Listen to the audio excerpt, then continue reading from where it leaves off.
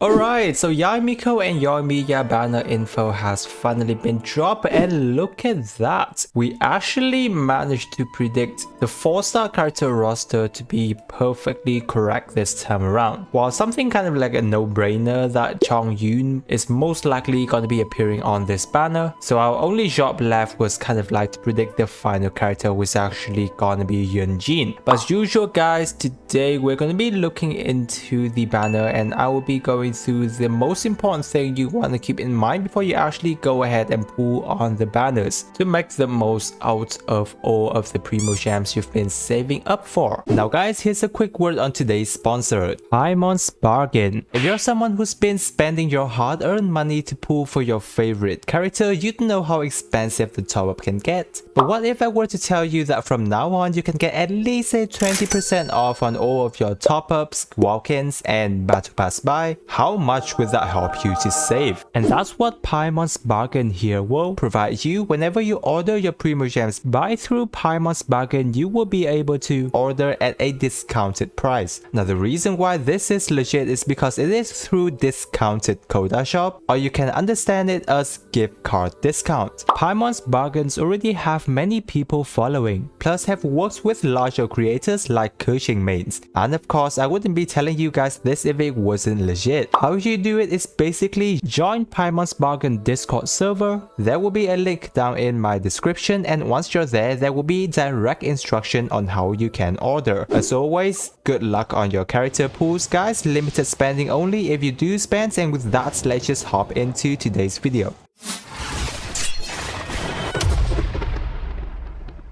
So first off, let's talk about Yae Miko. Now if you have been following my channel, you might have already seen a video where I talk a lot in terms of the 4-5-star character that's going to be appearing on patch 3.7. So basically speaking, I won't be going in depth into Yae Miko any longer. However, I will be covering what's actually more important at this point, which is going to be her constellations, because many of us have already got Yae Miko and maybe even wanting to go for her constellation. Now just to keep it in mind for every one of you is that Yae Miko is a very good character with having access to one of the best sub DPS range in the game, because her totem just literally triggers and target most of the enemies that is available on the field to deal the damage for you. Her whole kit most of the time is going to be focusing on enhancing her totem, which is her E skill damage. So focusing on her E skill is a very important thing to do. Her burst is also an important part of her kit because it does deal a decent damage for you, so we also do not want to neglect that. So overall, a very nice character for you to have on your account, not to mention all of the electro buff that was given from Dendro, and that can be a nice boost. Now talking about Yae Miko constellations, I do say that I have a lot of experience using her constellation because I am someone who own a C for Yae Miko, and as you know, I only pull for constellation on a character that I feel that would be a very long lasting thing and have a major support toward my team, not just personal damage as a whole. So constellation on Yae Miko overall is very good investment if you do decide to go on it, because I would say that any one of her constellations apart from C5 mostly is a significant increase towards helping out your team. Looking closely into her constellation, her C1 basically that whenever her burst triggers a 10 code thunderbolt, Yae will restore 8 energy for herself. So for her burst, she can triggers up to 3 10 code thunderbolt, or in other words goes all the way up to a 24 energy recharge for herself, which is actually pretty huge, especially considering her burst is a 90 energy cost. Having her C1 means she only requires around a 65 energy burst requirement, and that is huge because her burst does deal quite a lot of damage to your enemies, and it has AoE damage as well. So especially in group situation, it's a very valuable thing to have. Her C2 is arguably her best constellation out of all, and especially a good stopping point for whenever you're investing into Yae Miko's constellations, because you're having another max level increase for your E skill, or basically damage level. So your E skill at C2 is already hitting a bit harder. However, the more important thing is that their attack range is increased by 60%. And this now guys is that Yae Miko E skill will definitely hit every single thing that is appearing in your battle, especially when it comes to the the Abyss. And C2 was the main reason why I invested into her constellation. C3 is also very good, guys, because it increased a 3 level talent for her E skill, which is very beneficial. And C4 is that whenever her E skill hits an opponent, all of the nearby electro damage character has an electro damage bonus for 20%. A very nice increase in terms of attack damage for your whole team, especially when you're running a lot with electro character. And this actually also affects Yae herself because it also mentions all nearby party members. C5 is okay, it does increase quite a lot for your burst talent as well. However, it's not really too much of importance to invest in. And C6 is just absolutely nuts because her E skill will now ignore up to 60% of the opponent's defense. That is a lot, guys. Having a C6 Yae Miko and you'll definitely have the potential to just use her solo and clear out most of the content in the game. So as you can see, very nice constellation coming out from Yae Miko. I would say that she has one of the better constellation for a character out of most of the constellation in Genshin Impact. So if you are looking to invest into Yae Miko's constellation, it's going to be pretty worthwhile. Next we have Yoimiya. Again, we will be looking in depth into her constellation, but again, as you do want to remember, Yoimiya is one of the best single targeted pyro character in the game, not just of her elements but for any of the elements as well. She is going to be doing a lot of single targeted and clearing out smaller mobs enemy very fast, even when she doesn't have access to AoE damage. She's very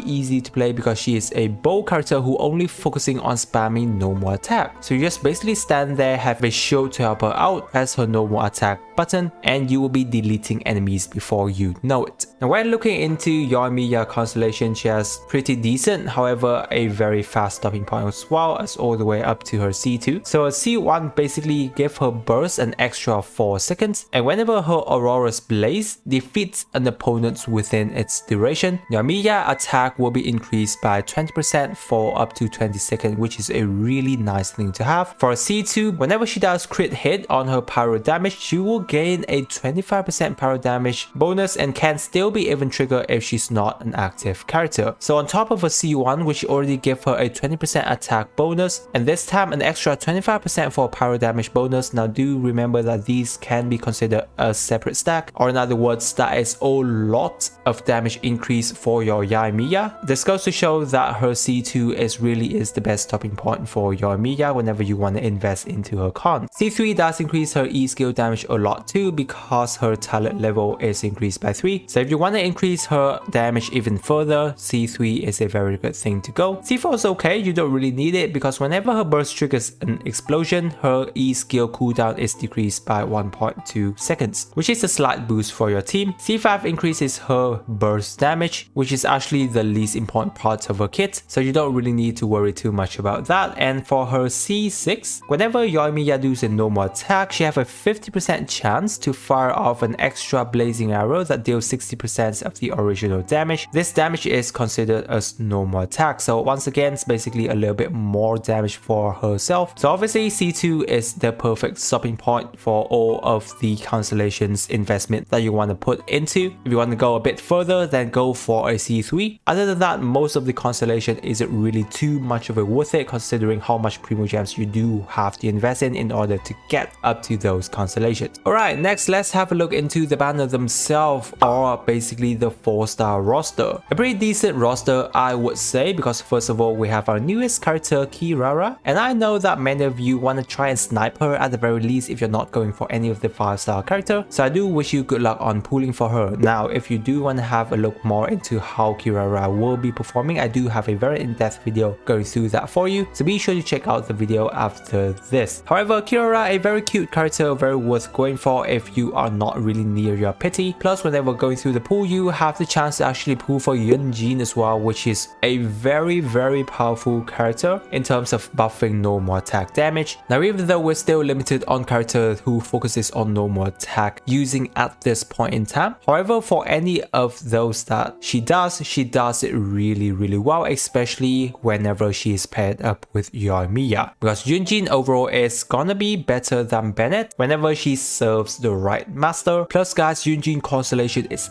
absolutely nuts, most of her constellation will do her very well. So it's a really good thing to also stack on Yunjin's constellation as well. And then we have Chongyun, definitely a character that don't really have any synergy whatsoever with these 5-star character. However, he hasn't been back for a very long time, so it makes sense for him to appear on this banner. Now we don't usually use Chongyun most of the time any longer, but he still have his use here and there, especially when it comes to cryo infusion. So it can be a nice thing to have him here and there. But I do hope that whenever you're pulling for on the banner, you do have a lot of Yunjin constellation and Kirara will appear for you earlier on. Looking at the weapon, guys, this is actually a pretty good banner, especially if you want to go for the character's weapon, because of course our Thundering Pulse and Kagura's Verity is absolutely amazing, guys. It both focus a lot on crit damage, and even though you are not going to be using these weapons for the characters, it can still be used on most of the bow and catalyst character who focuses on dealing damage. Not the best though, because sometimes you can't really make use most of the stack on both of these weapons, but the sheer numbers of crit damage and attack base that is giving to your character, it is very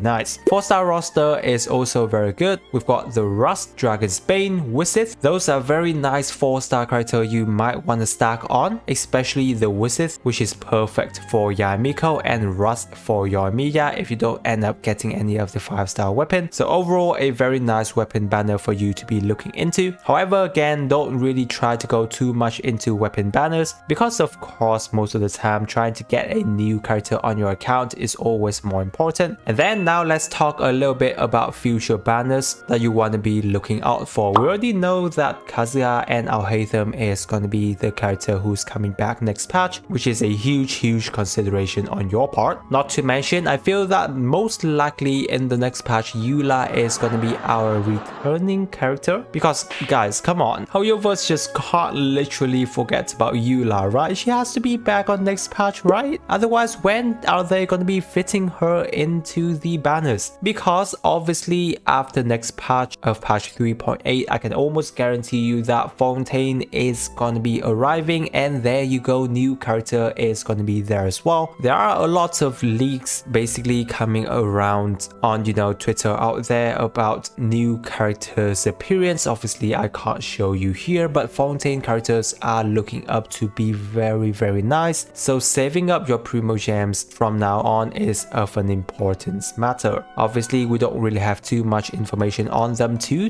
discuss about them. I know that whenever we're speaking about Fontaine, we cannot not mention about our lovely Focalor, isn't it? Because I know that there are already many of you out there who's really looking forward to her. Obviously guys, this is not an official image of Focalor, it's just a representation. Everyone is thinking that she may be looking like this, but I'm sure there's going to be a lot of new exciting character for you to look forward to. And so guys, I hope that the video have been really helpful to you and help you make a better decision in terms of which character to pull. If you're still having trouble though guys, I do have a very in-depth video going through all of the characters that will be appearing on patch 3.7, and I'm sure it will be able to help you guys out. Again guys, if you're new to the channel, be sure to subscribe, as there will be a giveaway at 35,000 subscribers featuring a lot of Primogems for you to help you pull for the characters that you have always wanted. With that guys, I wish you a super day, and I will catch you on my next video.